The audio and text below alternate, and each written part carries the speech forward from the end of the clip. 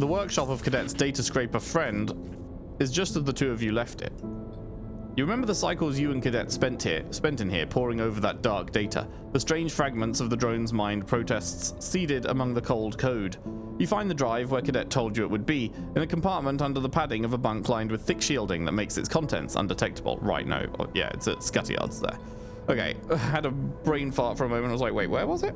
As you pull the drive out, the metal cold on your hands, you have a sudden urge to smash it to pieces. This object, which escaped hexport when so many others didn't. When SenatStat, and it was SenatStat, you were sure of that now, decided to cover up what they'd done, they first made sure that this drive would get out, that it would pass to the fast spindle, and then onward. But something went wrong, some miscommunication or mistake. That's all it was, a tiny slip and it all fell apart. Now the drive is in your hands instead. You turn it over in your hands. You know the drive contains Conway access codes, control codes, and perhaps more besides. Data of great value, data that would win a war. You also know you're sick of thinking about it. Take it. You slip the drive into a pocket and close up the workshop. You head back to the rig, and as you do, you turn the drive over in your pocket, unsure what the next step might be. As you glide through the hub, you pass shipfitters and crews, all moving on their own vectors. It feels strange to carry the drive past these people, all of them totally unaware of the threat it might pose to them, to this station. Is this fucking Dickhead? This is fucking Dickhead from first game. I've forgotten what his name was, but he's like the worst of the worst. Excuse me. A stranger stops you in the passageway with a hand on his shoulder. Can I ask for your help with something? Their sudden appearance shakes you out of your thoughts. You quickly take your hand out of your pocket, off the drive. You look at the stranger in front of you. He's roughly dressed in a heavy coat, but he's otherwise unremarkable. You could have passed him many times before and not have known. I'm looking for something.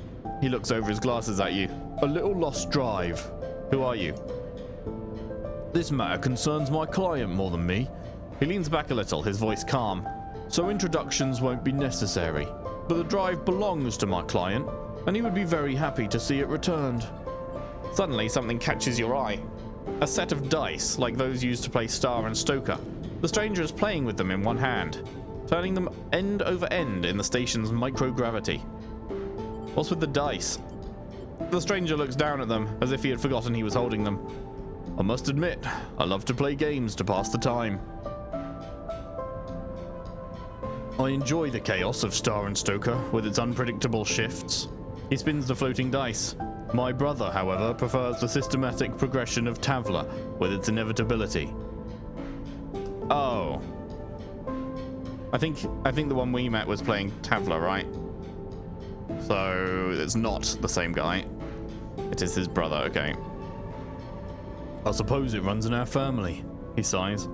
But I won't bore you with childhood stories. Please, let's be direct. He gives you a friendly smile. My search for the drive brought me to the scatter yards, but from here the trail went cold. That was until you arrived. He pushes his glasses up his face. Then the trail lit back up again, just like that. The stranger moves his hand in his jacket pocket a little, and you see a shape in there, a box-like impression in the fabric. My client never intended these events, you must understand. One of their other contractors proved to be overzealous in an attempt to conceal their mistakes. The result was the regrettable situation you saw in Hexport.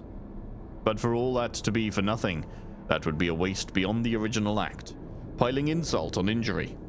The stranger sighs. There is much to be gained in the system desperate for peace.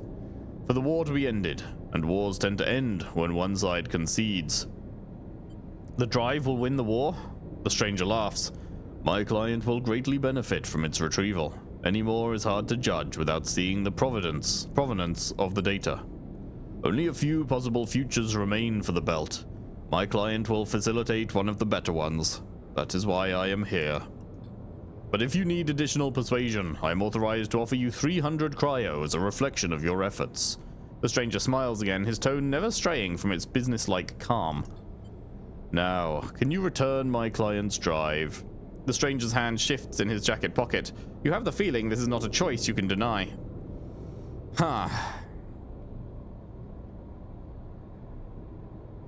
Well, the options are give him the drive or break the drive. So if we break it, then the info never gets used anyway.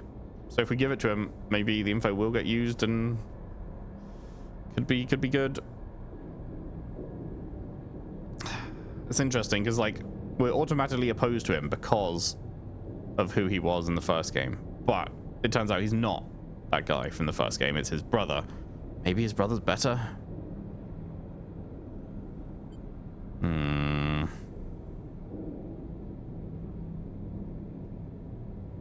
Sure. You take out the drive and place it in his hand. He quickly pockets it and with the same hand pulls out a block of chits bound together with tape. Thank you. The stranger bows his head. For your cooperation. He turns and glides away, disappearing down the passage. You slip the chits into a pocket, an unexpected boon. The belt is no place for principles over survival, and you know that well. In the end, a contract is just a contract, and data just data. The stars spin on regardless, and they will not hold judgment over you in the end. You suppress a shiver and hurry back to the rig, doing your best to forget the past, hoping it will not repeat itself. At least, in the end, someone got paid. Because the only other option was to fucking break it, so it's not like we could have used it for good. So it is what it is. Surprised there's not an achievement for that. Maxing out all of the things. Would have thought there would be.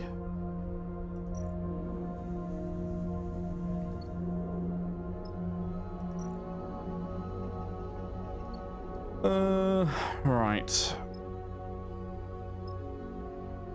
Nothing here that we need.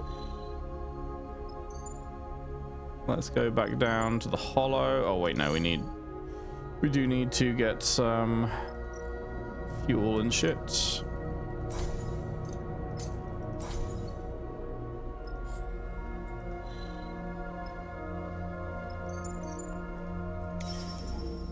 Anything new at the hollow?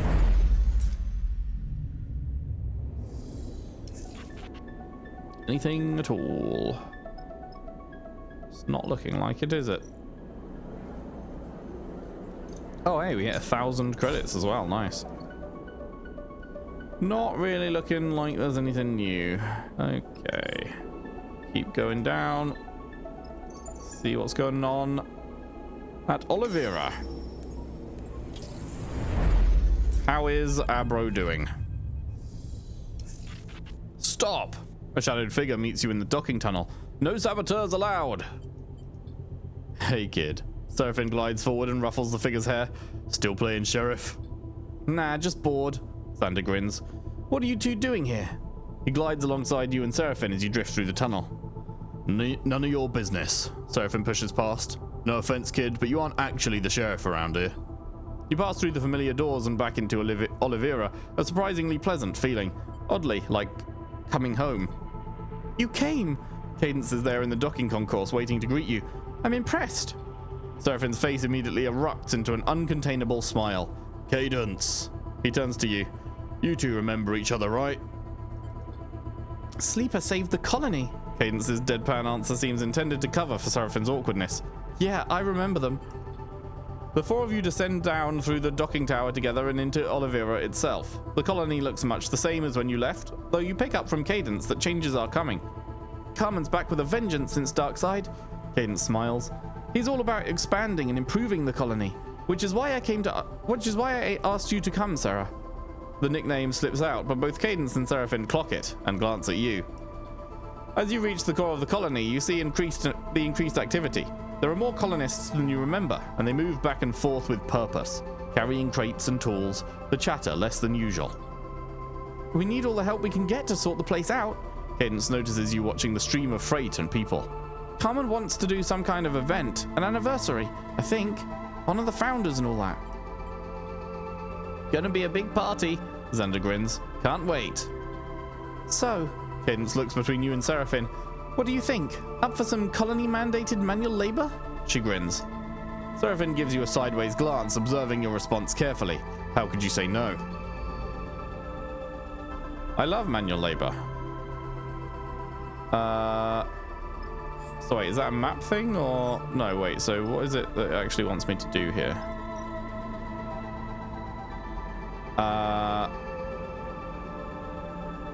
That's a fucking huge bar. Oliveira is a new colony and is still establishing itself. It needs all the help it can get to grow and thrive. Well, we're double negative there. Okay, so they all add up. Okay, cool. Well, we'll just do this one then.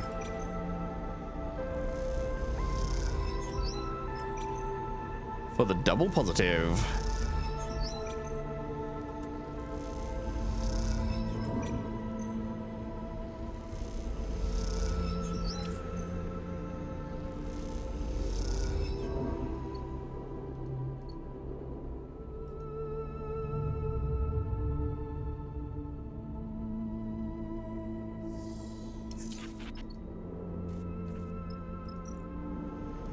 Boop. Boop. And positive. And positive. And positive. Okay, 2 days in, we're halfway through. This is a big old one. This is a big old one.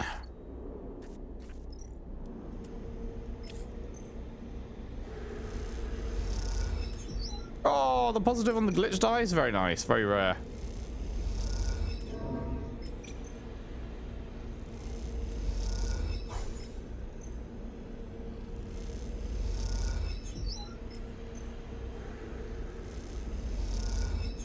And on to day 4. The last day of doing this.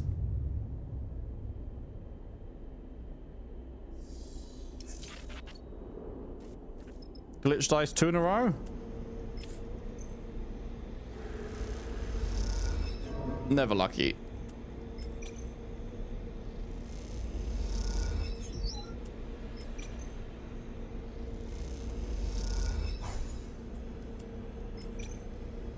Ta-da! Done. The past cycles in Oliveira have been busy enough to take your mind off most things. All the heavy lifting and manual work has been a welcome distraction from the looming spectre of the second reboot, and the good mood of the others has been infectious.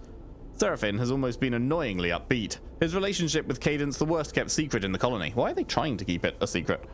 But working alongside them, it's hard to ignore their deep feelings for each other. Xander has been happy because he has something new to rib Cadence about, and Seraphin, with his self-serious manner, is an easy target for pranks and teasing. Xander also hasn't been able to stop talking about the party, which he already seems to have decided will be one of the highlights of his youth. But now, finally, the cycle of the party has arrived. The canteen is done up with hanging light strips, waving gently in the asteroid's microgravity. The strips themselves salvaged from the emergency lighting of wrecked starships.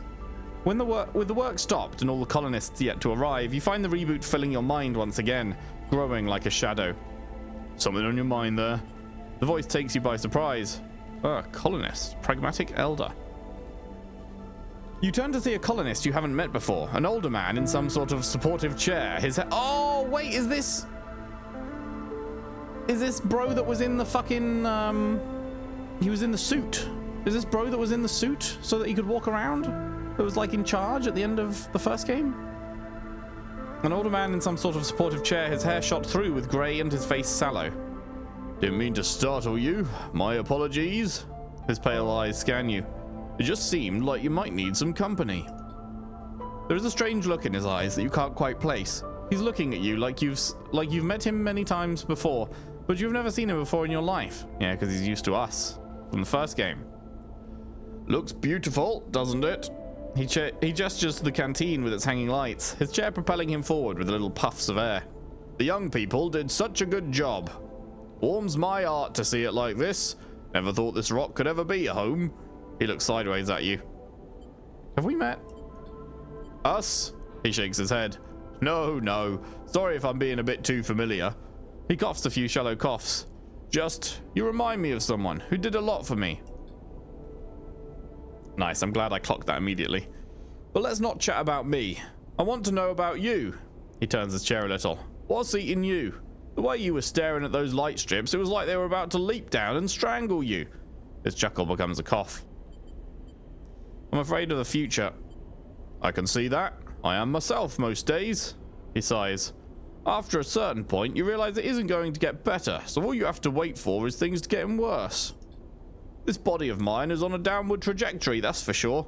But it's mine, and I've grown into it, I guess. In the end, I like it because it's mine, and it will carry me all the way to the end, and then go on and become something else entirely. I don't know why, but that thought always helps me. He coughs 3 times, hard like gunshots. The colonist squints at you. Sorry, I'm not good with reassuring people. I just remembered that. He smiles. But I do like chatting. He looks back at the light strips. Really lovely, isn't it? Just beautiful. You look back at the light strips now as the hum of people arriving filters into the canteen. There is something in the air, anticipation, the sense of a rare moment passing through, something to hold on to and then let go. The light strips really are beautiful. When you turn back to the old colonist to agree with him, he's already gone.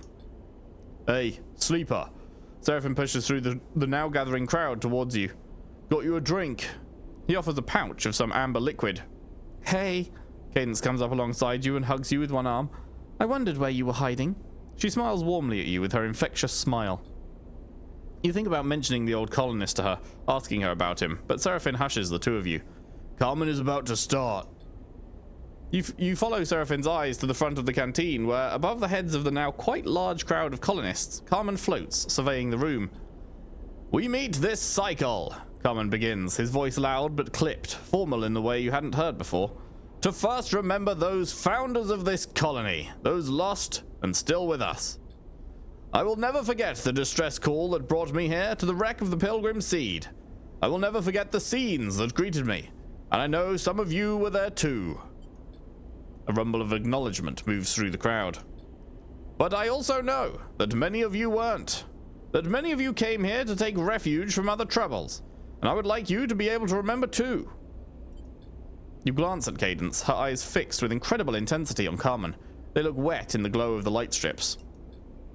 There were thousands of refugees on the Pilgrim Seed. Too many, far too many, were lost. Those from Ember's Step, Ember's Song, Ember's Hearth, those from the Three Sisters, from Erlin's Eye. Many are not here in Oliveira any longer, taking their own paths across the belt and beyond. But we acknowledge them all, remember them all, lost and found, present and absent, because without them there would be no colony here. Before the wreck, Oliveira was a handful of buried bays, a scrapper hideout, a place for old and tired mercenaries like me to hide themselves from the universe and forget what they had done. But when the Pilgrim Seed was wrecked, it brought the universe back to Oliveira, and I could not hide any longer. Carmen stares out across the crowd with a hard glare. We built this canteen from the Pilgrim Seed. We built our homes, our farms, our refinery. We built our independence from their failed hope. A rustle of discomfort goes through the crowd. Carmen pauses to let this settle. We should not be ashamed or afraid of this. We will remember this gift. We will build on it. This cycle and every cycle after, we will thank them with our actions. The crowd mutters agreement. Carmen takes a deep breath and straightens up. A weight seems lifted from him, the weight of testimony. Now, here in this room, with you, I will thank them with my laughter. A cheer goes up. I will thank them with my joy, with my celebration. Another roar of approval. We will all thank them as loudly and chaotically as we can. The room erupts into cheers and applause. Join in. You cheer and applaud too. You whoop, and Seraphim laughs nearby. Then you feel a pair of hands on your arm, Cadence pulling at you, grinning and crying. You feel another hand on your other arm, Seraphim dragging you into the crowd. Suddenly, you're in the thick of the crowd. So many bodies in one room, dancing and spinning and shouting. It's like nothing you've ever seen. You notice the rest of the crew in the melee, a flash of familiar face here and there among the mass of colonists. You see Xander being thrown up in the air by a group of different kids of different ages, laughing madly as he bounces off the ceiling. And for the rest of this cycle, you think about nothing else but the joy of those around you, and the joy it instills in you. Nice.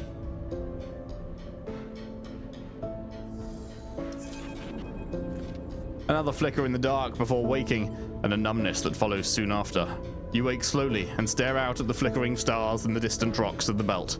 You let the thoughts of fear or panic wash over you. They pass like the soft dust of the belt, disappearing into darkness. You find yourself once more, as you do every morning, as you will continue to do, cycle after cycle, until you can't. You wonder what part of you has changed, what system is failing. Your frame is silent, its complaints only felt in ambiguous sensations. The glitches seem random, unpredictable, but also inevitable.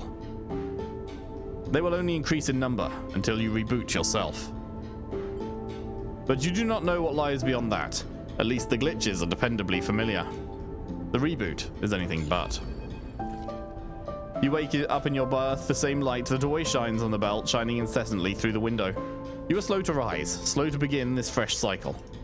At some point, Seraphim arrives back on the rig with no indication of whether he slept or not. You find him in the cockpit, leaning in the pilot's chair, looking out at the lights of Oliveira and smiling. Good party, he chuckles. Not sure I've ever seen anything like that. How's Cadence? Seraphim gives you a look. She's great. She loves seeing you let it all go. He smiles. I did too. Seraphim yawns and stretches. So, he sniffs. Oliveira's all fixed up. Colonists are happy. Blah, blah, blah. Where to now? Do you want to stay? Here? Seraphim shrugs. Still a bit too much of a backwater for my tastes. He grins. Cadence understands, don't worry. Seraphim pauses a moment, something passing over him that makes him shiver. I heard from Tala. He looks away. Wellspring is still in transition, but the Union Council is taken over. Kirk got what he wanted. The blockade will come down soon, but... He sighs.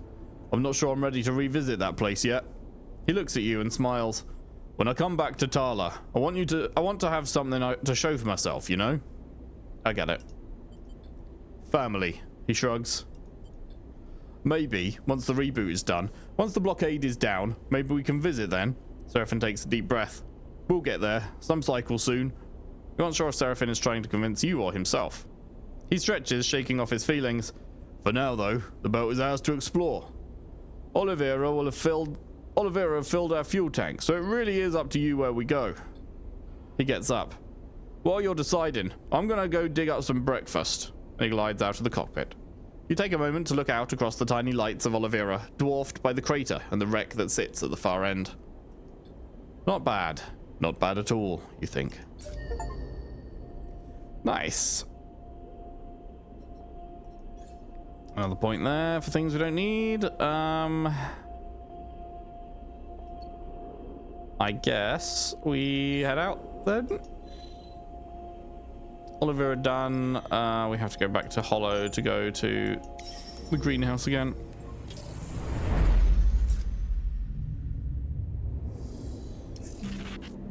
Yeah, 2 glitch dice now. Joyous joys.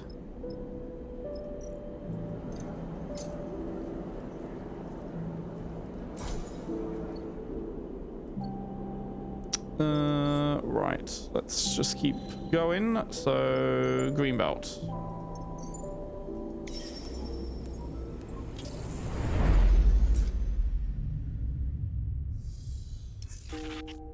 Anything new? Doesn't look like it, does it? No. Okay, nothing new at green belt. Now, who was it wanted something from Helion Gate? Ginny?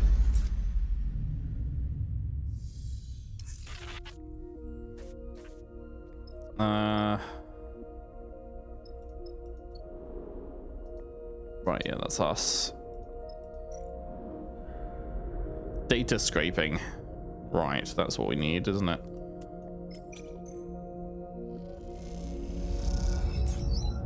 Did it say? I don't remember if it said how many bits of data we need.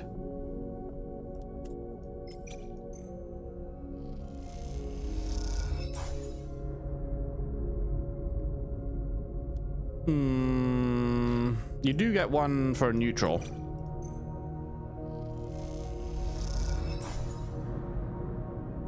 So that's pretty good. Can you even get energy back here?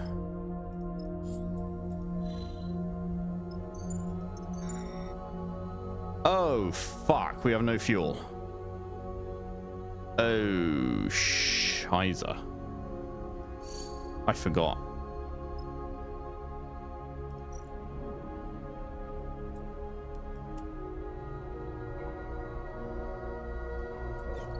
Well, this is going to take a while to get the fuel we need. This is going to take a while.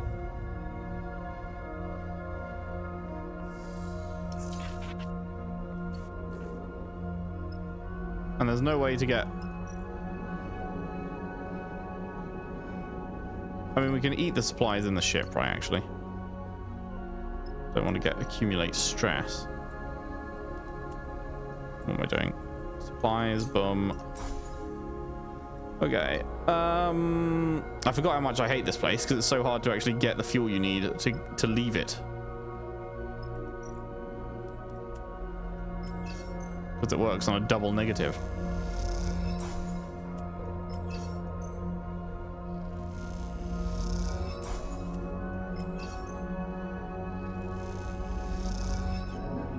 Yeah.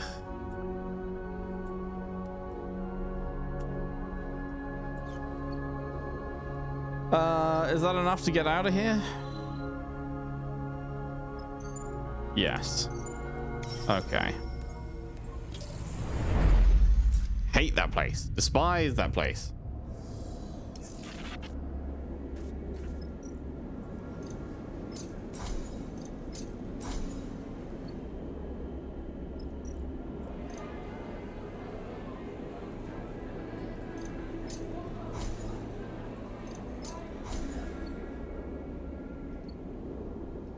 Was there anything else to do here? No number to talk to. That's just making cash. Yeah, no, okay. So then it was Holmes Rock that has the thing what's face wants, right?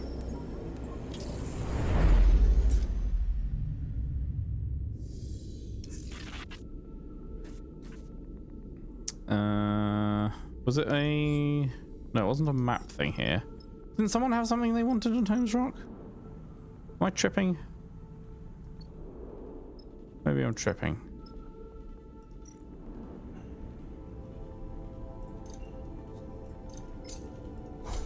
Oh, god damn it, that's the wrong thing.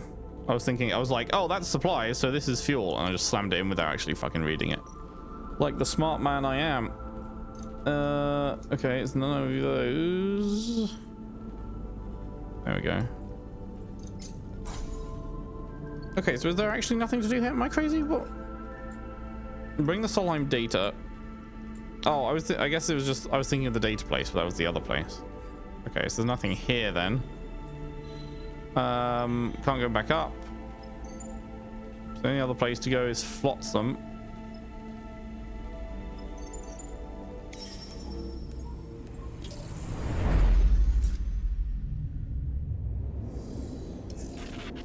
Which has nothing here by the looks of it. Can't speak to Bro again. Yeah, alright.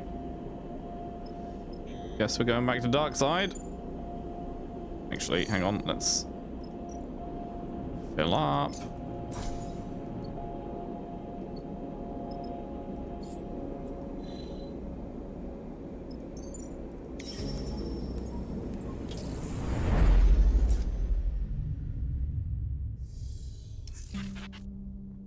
We're probably almost at a third glitch as well.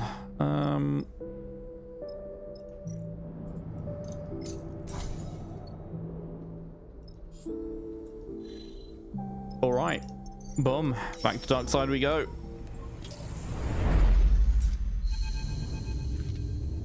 You wake changed each cycle. You can feel it now, the unraveling of your frame. At first it happened in shifts. Now it is a constant, a regular reminder. As you feel another part of your frame go offline, you wonder about how essential it is to your survival. You think of Flint. You remember that Flint is waiting too, waiting for a reboot that will end their decline. That realization is unpleasant. You can hold on to your own suffering, but do you really want to prolong the suffering of another? Flint is in your orbit, whether you like it or not, their path affected by the gravity of your own. Perhaps you've delayed long enough. Or perhaps there is time yet. A few loose ends left to tidy in a belt made of loose ends, of drifting material. Then you can walk through the dark door of the reboot. Up to 3. So if we do reboot, we're kind of missing out on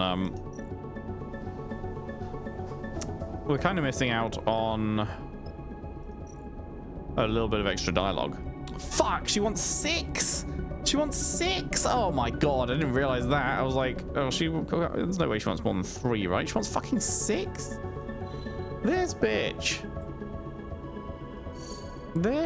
wants 6, brother. Okay, well, on the plus side, it means that we would have had to go there anyway, because I didn't have 6. So the fact that I sold some right before we needed them didn't make that much difference, but actually I think I had 3, so it would have mattered now. But then, if I already had 3, then I'd have tried to hand them in already, and I would have seen that I didn't have enough in the first place, so... Fucking 6, dude. Oh my god. Okay, back here. It only takes 6 fuel, so we can go straight back, so it's not the worst. Direct line of travel and all that. 3 glitch dice now. So what happens at 6? Because at 4 you get 4 glitch dice, at 5 you get 5 glitch dice, and then at 6 you've already got 5 glitch dice, so then what happens? I don't know.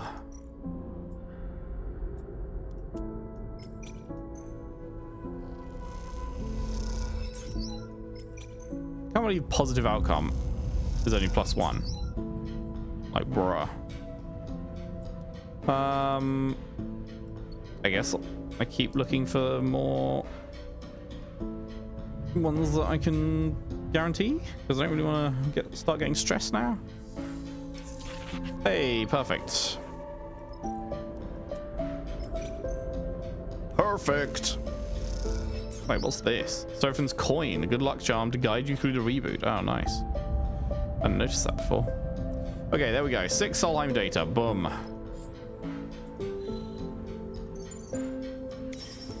Boom.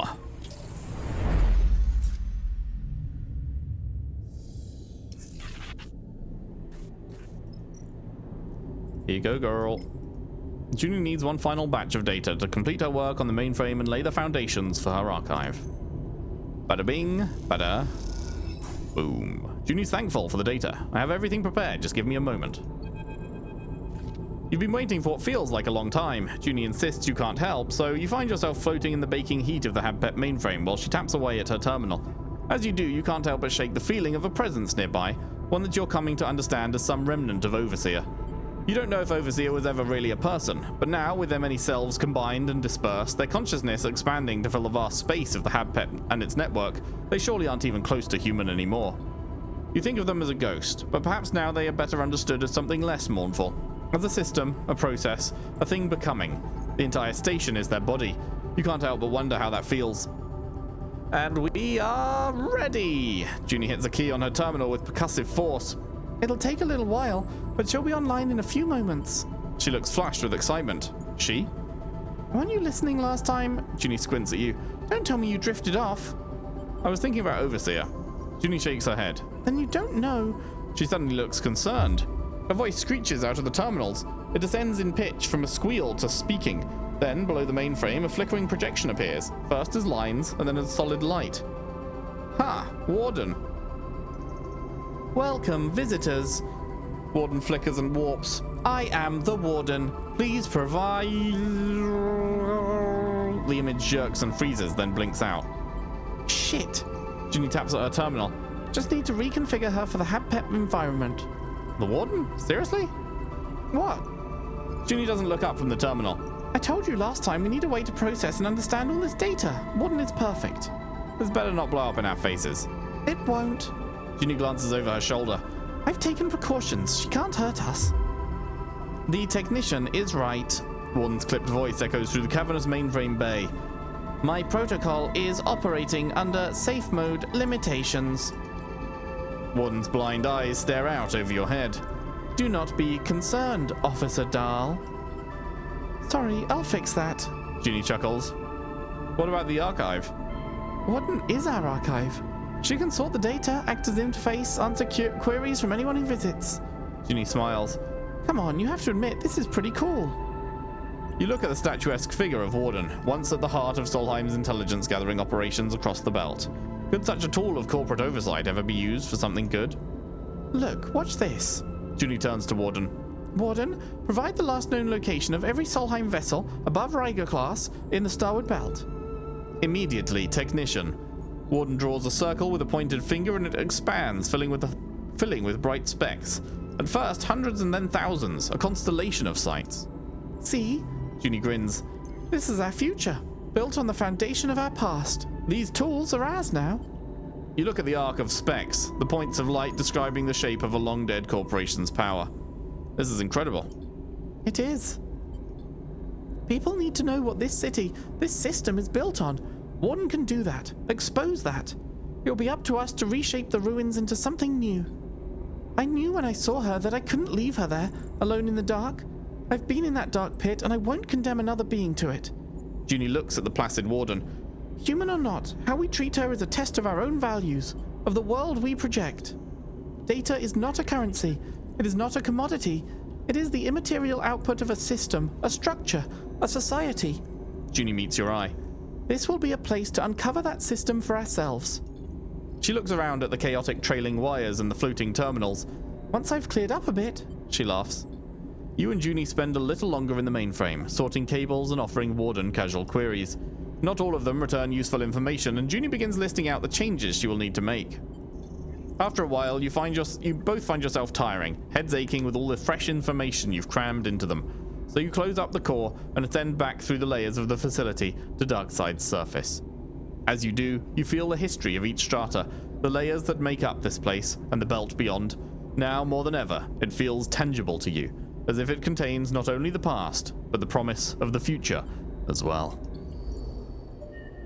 Boom.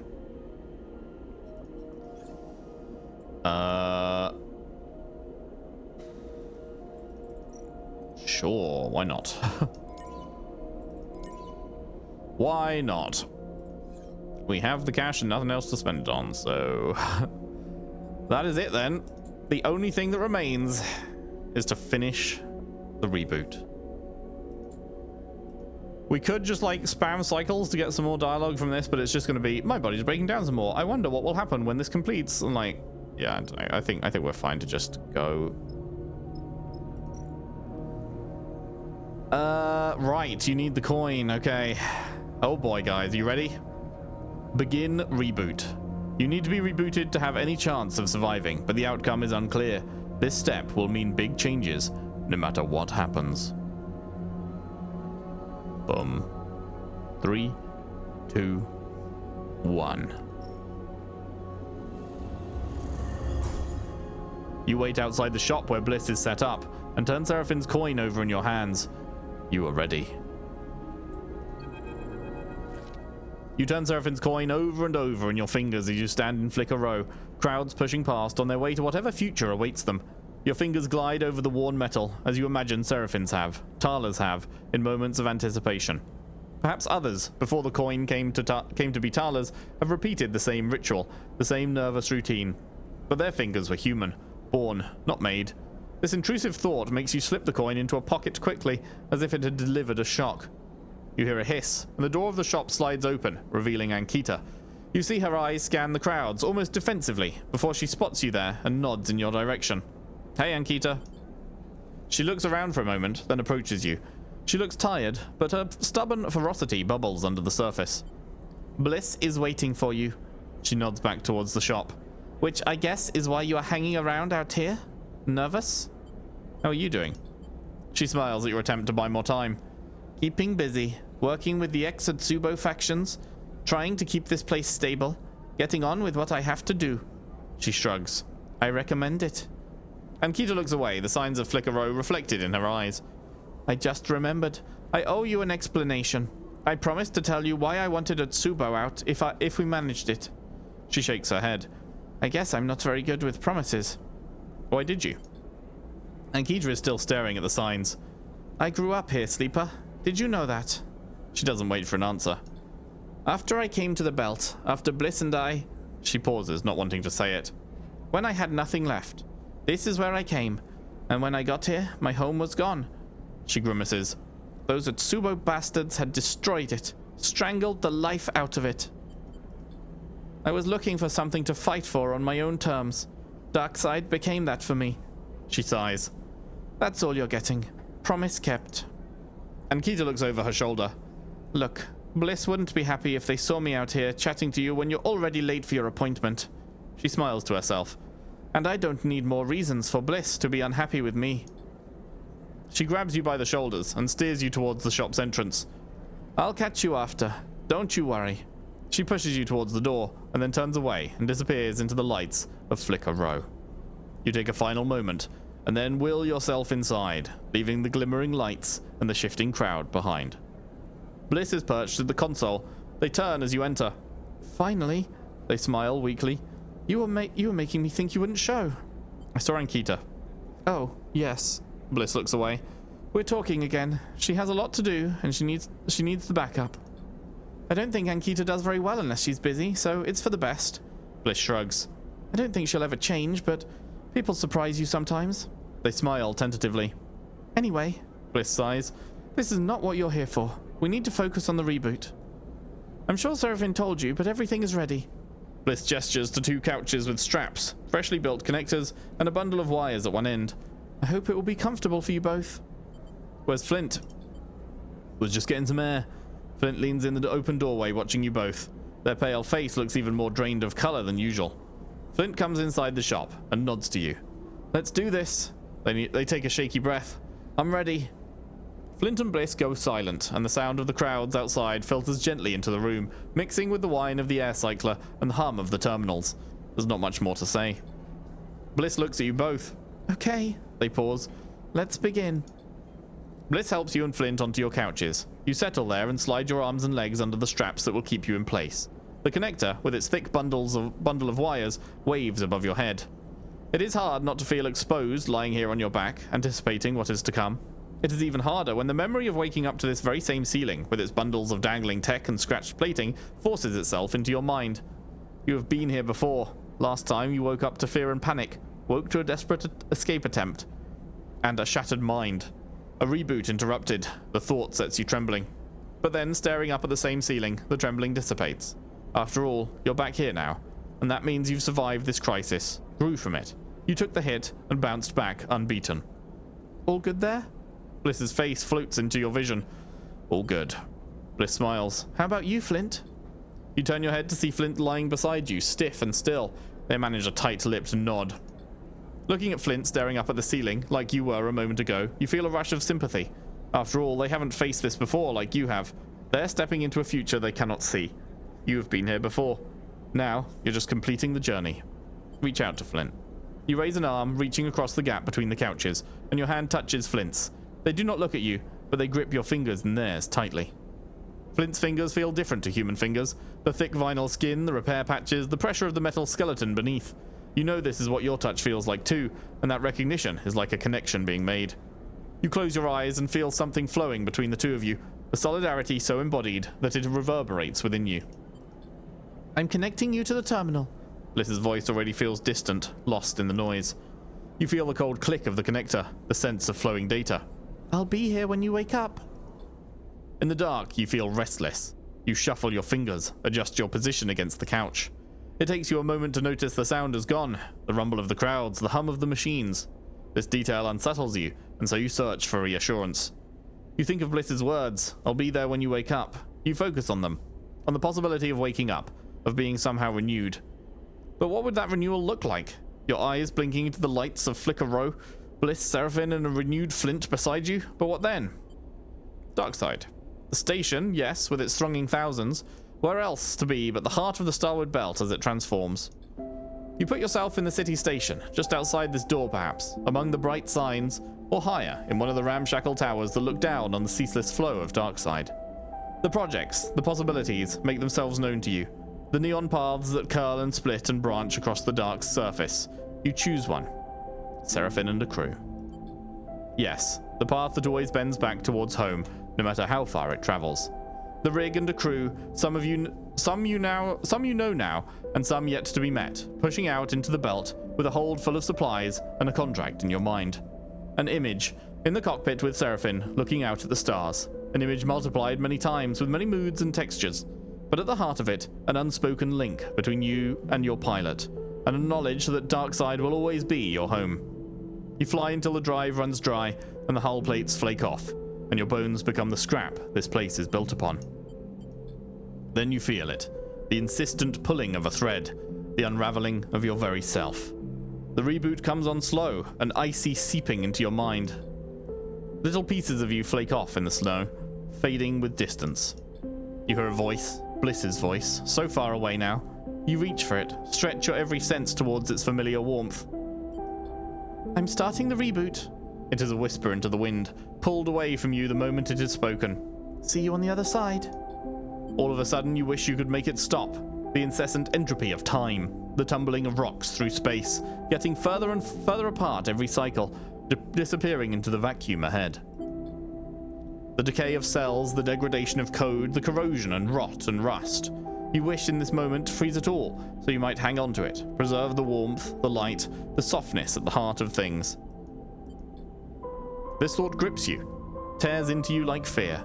You feel the ice creeping in and know that everything will be lost, if not now, then mere moments away. But then you feel it, impossibly, Seraphine's coin, worn smooth by worry, turning in your hand. Time has been pressed into that coin by hands, by fingers. It is a near infinite record of transient touches, each one shaping it in some small way. It is worn and worthless, it is bent and broken, and it is beautiful in all of those things. And so you press your thumb against it, your crooked, calloused thumb, again and again, because you are a broken thing, and you have nothing left but that brokenness, and the beauty that shines through it. And then, somewhere nearby, a button is pressed, and all at once, one thing ends, and something new begins.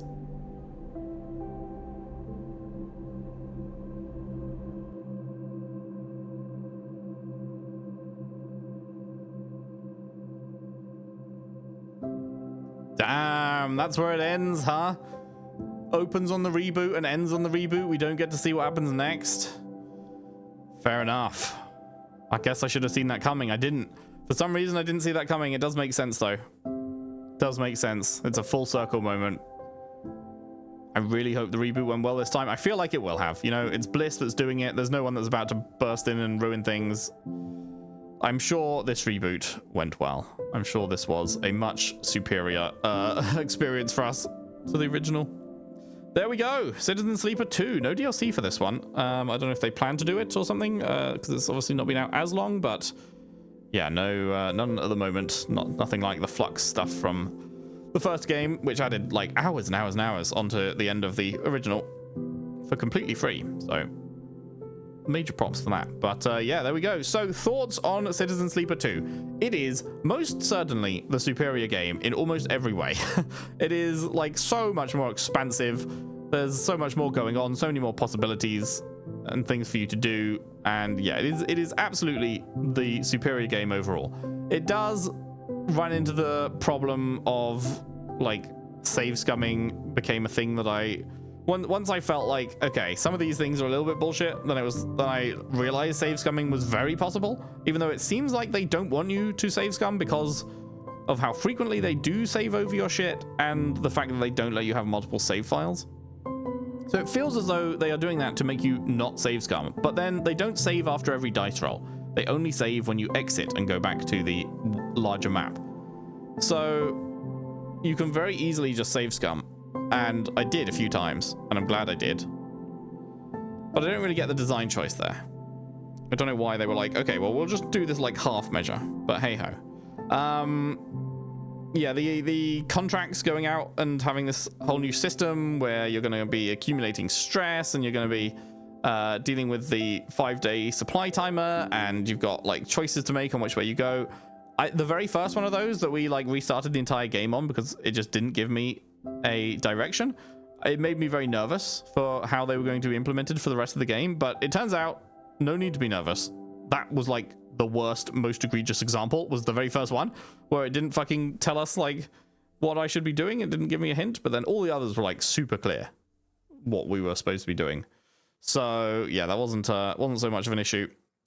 But yeah, overall I really enjoyed it. Overall, I think the writing was great, the characters were great, the overarching story was great. Possible futures. Finish rebooting your frame. I wonder what happens if I click continue and go back in now. Does it take me back into just before, or where does it put me?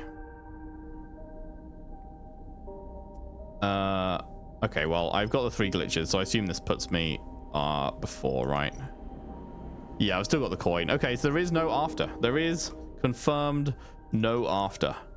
That is it. It is simply the reboot, and then decide for yourself where the story goes from there.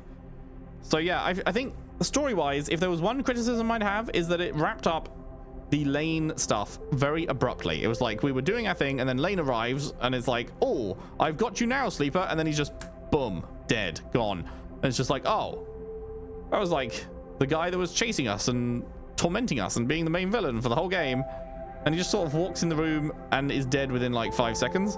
And I really thought there was going to be more to it than that, or at least a more satisfying way of killing him or something, because it was kind of just like, you know, it wasn't even down to us. It was just the other entity that was inside us. It was just like, boop, deleted him, easy. It's just like, well, I don't know. That didn't feel particularly satisfying when I feel like it should have been us, right?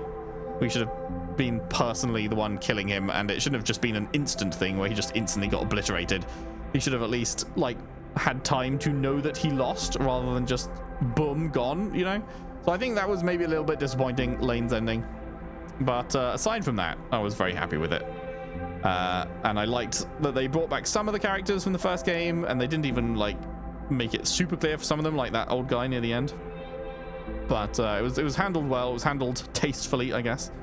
And yeah, overall, I'd say, I mean, I can't remember. What did I give Citizen Sleeper 1? Did I give it like an 8 or something? If 1 was an 8, then this is a 9, I guess. Because it is definitely like a big upgrade, so much more expensive, so much more going on, better writing, better characters. Well, not all of them. Characters, you know, the characters in 1 were pretty great as well. We'll go equal characters, but the overarching story was definitely better. And yeah, cooler, more interesting gameplay. That meant it wasn't just a complete free cakewalk the entire time. Although for the ones that really, really mattered, I did save scum, so that made it a free cakewalk. But it wasn't like, you know, I wasn't doing every single dice roll like, oh god. But there were plenty where we could have lost. And yeah, I think it was handled pretty well. So I wonder if they'll do a Citizen Sleeper 3. If they do, I will certainly be there for it, because I very much enjoyed this journey through the 2 games currently out. And yeah, hope you enjoyed being on that journey with me. If you did, if you could leave a like and subscribe if you haven't already. Share the videos around, share the playlist around if you can. I would really appreciate that. And if you really like what I do here, there is a Patreon link in the description. Anything you could afford to send my way would be hugely helpful with the ongoing running of the channel, the buying of new games or older games or whatever games that are coming out, all that jazz. I'd massively appreciate any support over there. And with that, I will see you somewhere else for something new. Thanks for watching. See you then.